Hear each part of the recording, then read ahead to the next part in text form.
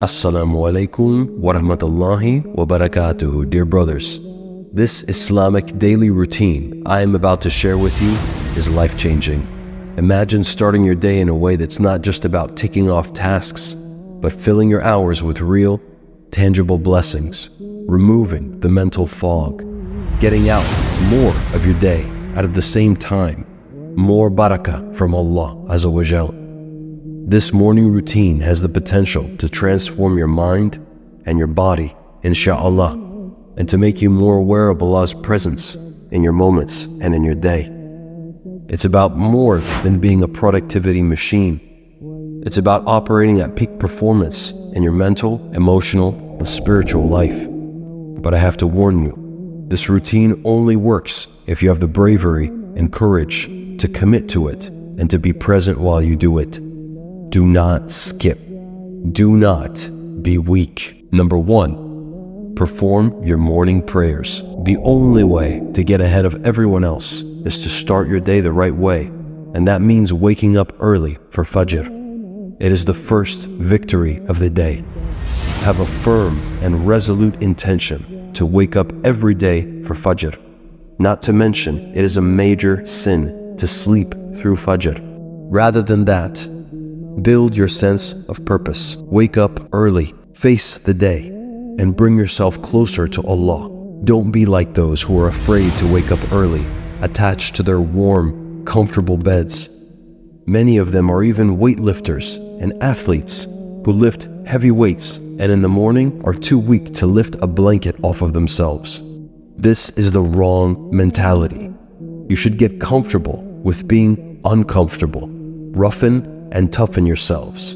As Amirul Mu'mineen Umar radiyallahu anhum said, now let's not forget about the tahajjud, the night prayer. Though not obligatory, praying tahajjud bears significant weight in Islam. This is the time when you seek closeness to Allah during the last third of the night, a moment when the world is silent and your heart can speak more clearly. The Prophet Muhammad ﷺ encouraged this practice as mentioned in the hadith.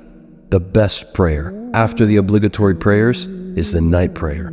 Sahih Muslim. Subhanallah. Think of the last third of the night as the time when Allah opens His palace for you. Allah Azza wa Jal directly said that anyone who prays during this hour will have his dua received directly by Allah, and it will be answered. Imagine if one of the Muslim rulers opened his palace to you in the early morning and said, come by any time after 2 a.m. before Fajr, and I will give you anything that you want from my kingdom. Wouldn't you go? You'd be crazy not to. But Allah opens His palace for you every morning, and you don't wake up early to go? Subhanallah. Think about what this means, brothers. Wake up early for tahajjud. Don't miss out on all that you could receive and on all the blessings that are waiting for you from Allah Azza wa Jal. Number 2, fasting. Now, in this sense, we do not mean the religious fasting that comes with Islam. We mean delaying your eating. Have you ever realized that when you have a full belly, you end up being lazy and tired? The Nabi sallallahu alayhi wasallam said that the worst container any man can fill is his stomach.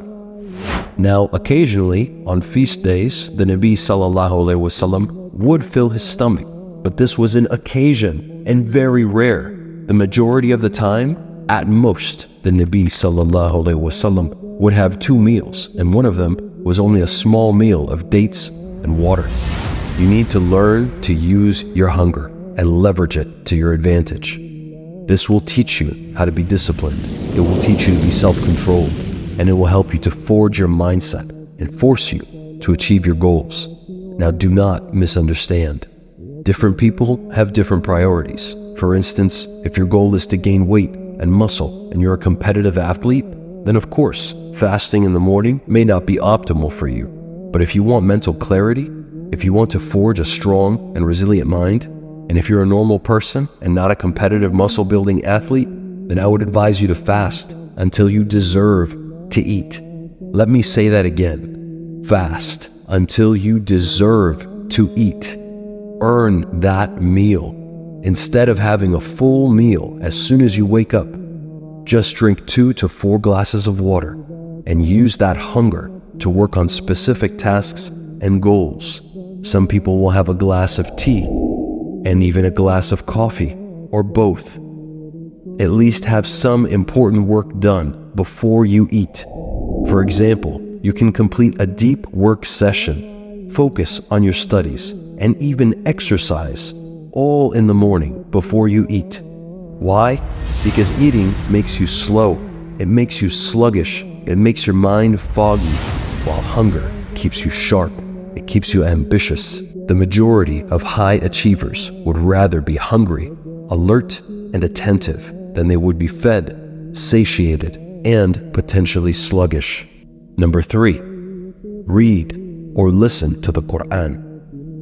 Starting off your day with the words of the Quran is like starting a trip with the most beautiful, scenic route to reach your destination. Whether it's a single verse or an entire chapter, each word of the Quran holds deep and powerful meanings for your soul. When it comes to interacting with the Quran, as a Muslim, they think they need to be fluent in Arabic or become a scholar to apply the teachings in the Quran. This is wrong. You do not have to be a scholar or recite long chapters. Even reading or listening to a few verses in the quiet of the morning can deeply enhance your understanding and iman. In addition to this, seeking understanding from the tafsirs is a valuable way to truly understand the Quran the way that the Sahaba radiallahu anhum understood it. The Quran is not like the Bible. We as Muslims cannot go and make our own interpretations. Rather, these have very specific meanings that have been understood by the Sahaba and handed down over generations, and it is up to us to find out and understand what they mean. Look into a tafsir and understand your Quran to get the most benefit out of it, and do not follow the way of misguidance by trying to make up your own meanings and understandings. Number 4, seek knowledge. The Prophet Muhammad ﷺ said, seeking knowledge is an obligation upon every Muslim. Ibn Majah. This is not just knowledge of the dunya. The Nabi ﷺ is most widely believed and understood by the people of knowledge to have meant religious knowledge. All of the Islamic sciences are interconnected and beautifully interlinked with one another. Study any one of them, but first and primarily begin with Aqidah and Tawheed, because these are the pillars of Islam, and without these, you will be lost. Remember, it's important to learn things that are good and helpful, and this also includes knowledge of the dunya. You should not only lose yourself in books, but rather bring yourself closer to the people around you, become a better person, become more capable, and also bring yourself closer to Allah. Planting these seeds of knowledge in your mind is like planting beautiful flowers and fruitful trees in your garden. If you want to surround yourself with Muslims that seek knowledge and self-improvement like you can join our Patreon and Discord server with over 2,000 members and growing each day. Link in the description. Number 5, physical exercise. Did you know that the Prophet Muhammad ﷺ said that the strong believer is more beloved to Allah than the weak believer? He encouraged us to be strong and active, to wrestle, to ride horses, to know how to fight, to use archery, to run and swim. He showed us being physically fit helps us in so many ways. Now, this doesn't necessarily mean you have to enter a competition, lift heavy weights, or run a marathon. It's about doing simple things that can make a difference, especially when you're starting out. Think of your body as a vehicle, like a car that you drive every day. For the car to run smoothly and take you places, you need to take good care of it, right? Well, the same goes for your body. Taking care of it and keeping your blood flowing is not just good for you. It's part of what Islam teaches us. Know this, taking care of your body is not just about looking good or being fit. It's about being capable. It's about being ready to protect yourself, your wife, your kids, your family. If an emergency comes, are you ready to answer the call? It's about respecting the amana that Allah has given you, whether it's stretching, walking, calisthenics, weightlifting, high-intensity interval training, or any other exercise. Find what you enjoy and make it a part of your morning routine, and then add on to it little by little, increasing your fitness and decreasing your laziness and your weakness. Number 6, eat a nutritious meal. The Prophet Muhammad ﷺ taught us to eat in moderation and to choose foods that are good for us and halal. You'll need to fuel your body and mind with a nutritious meal once you break your fasting. In the previous step, we compared the human body to a vehicle, where physical exercise is a way to take care of your body, just as a vehicle needs maintenance to run smoothly. Now, with this example in mind, let's talk about the first meal of the day, which is like the fuel you put in the car. If the fuel is good, the car runs smoothly, does it not? In the same way, our body and mind are directly linked. Eat something high in protein, with healthy fats and carbohydrates, and you will have high energy levels and good focus. This kind of a meal is balanced and gives you a mix of everything your body needs. Choose foods that are nourishing, wholesome. It's not just about respecting your body and giving it the best start. You also follow the sunnah, and that will nourish your mind and your spirit, inshallah. So, tomorrow morning, think about what you're eating and make a choice that's good for both your body and your mind.